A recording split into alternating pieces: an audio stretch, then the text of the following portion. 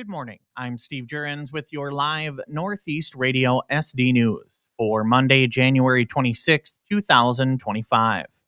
Your news this hour is brought to you by Watertown Development Company, Watertown's established economic growth and development professionals. Check out the no-cost online courses available to help local entrepreneurs. Learn more at WDCSD.com under the Events tab. The Watertown Development Company equals economic mobility. As an intense Arctic blast settles over the region, AAA South Dakota is urging residents to take immediate precautions to protect their vehicles and homes. Spokesperson Sean Stewart warns that temperature drops of this magnitude historically lead to a surge in emergency calls, citing dead batteries and frozen pipes as the biggest threats. Drivers are advised to test any car battery over 3 years old and to park in a garage when possible to avoid the battery danger zone. For homeowners, AAA recommends keeping thermostats set at least 55 degrees, opening cabinet doors to circulate heat, and letting faucets drip to keep water moving.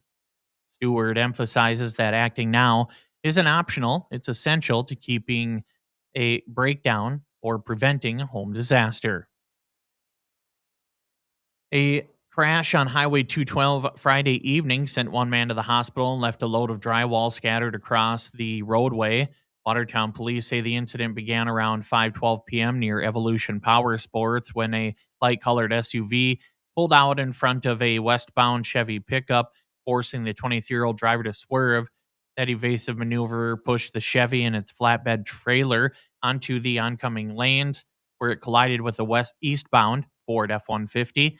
The impact sent both trucks into the ditch, and Watertown Fire Rescue transported the 50-year-old driver of the Ford to Prairie Lakes Hospital with non-life-threatening injuries, while the SUV that caused the initial swerve did not crash. Police say the investigation is ongoing. It's going to be a busy February for Watertown community events. Organizers are calling on all local heroes and villains for the 2026 Polar Plunge on February 7th at Lake Compesca. Longtime organizer Steve Rehorst says this year's superhero theme aims to raise funds for Special Olympics South Dakota, which supports 3,000 athletes statewide. Registration begins at 11:30 a.m. at the Sandbar, with the plunge at 2 p.m. Meanwhile, Northern Prairie Arts is launching a creative spring lineup. Their Art Side in the Pub returns February 12th with the theme Taking Flight, and they are offering new classes ranging from AI writing workshops at Lake Area Tech to mixology courses at Dempsey's. The next generation of basketball stars has been named in Watertown. The Knights of Columbus hosted their 2026 free throw championship at the middle school, crowning winners across ages 9 to 14.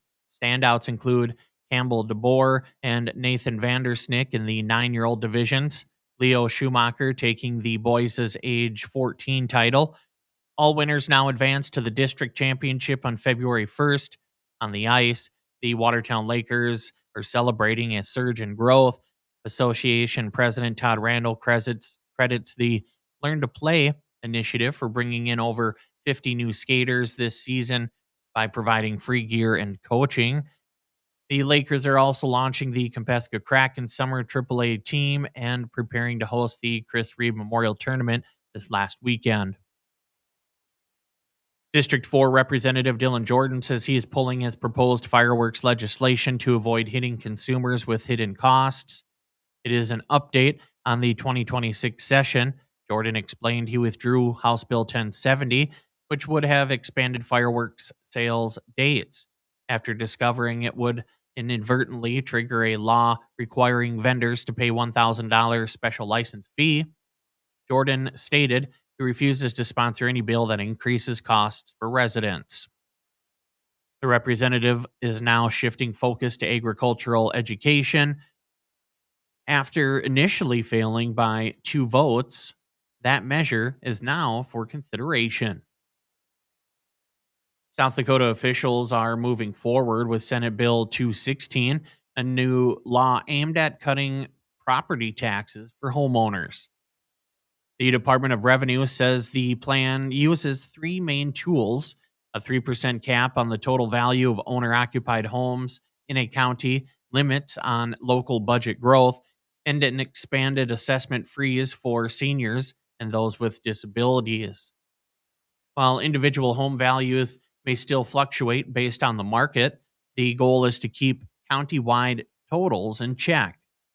The new law also imposes a strict 3% cap on the annual tax request growth for local governments, targeting high growth areas. Updated applications for the assessment freeze program are available now at county courthouses. South Dakota Senator Mike Rounds has introduced federal legislation seeking to extend constitutional protections to unborn children. The Life at Conception Act would define personhood under the 14th Amendment as starting at the moment of conception, a move Rounds says recognizes the right to life at all stages. He is joined by 11 Senate co-sponsors, while a companion bill has been introduced in the House by Representative Eric Burleson. Their proposal has drawn support from advocacy groups like the National Pro-Life Alliance, who argue it closes legal loopholes regarding personhood. If passed, the act would provide a statutory basis for fetal rights under the Constitution. Your news this hour was brought to you by Watertown Development Company, Watertown's established economic growth and development professionals.